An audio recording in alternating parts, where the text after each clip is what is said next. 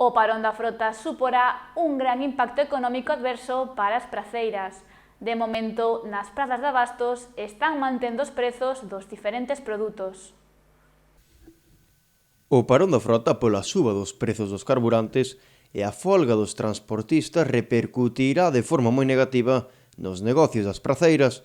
O amarre dos barcos pode chegar a provocar un desabastecemento nos mercados, algo que xa ocorreu unha vez precisamente pola suba dos carburantes, e o sector acusouno de forma moi pronunciada. Home, moitísimo, e nós moito máis, porque a ver que facemos. Se hai parón e non hai peixe non podemos vender, entonces a ver que pasa con isto. O de parón pasou cando foi da crisis do gasoil tamén.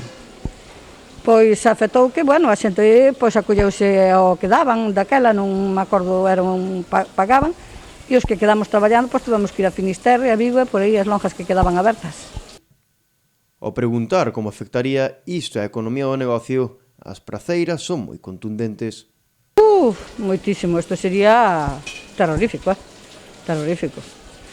Unha pérdida económica, mas que vamos a ver se desabastecen os mercados, cando volva a repuntar, eso van a subir os precios para unha barbaridade, entendes?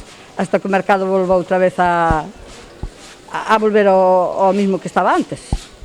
Para os vindeiros días, desde o sector agardan con malas expectativas a mercancía, xa que aseguran que a semana seguinte será peor. Para os vindeiros días, mal, porque se para a semana para a flota toda, pois non sei como vai a ser o tema. Se para a semana, esta semana creo que non para, pero para a semana sí que teñen pensado, se isto non se arregla. Esperemos que se arregle, ese é o que pensamos, vamos.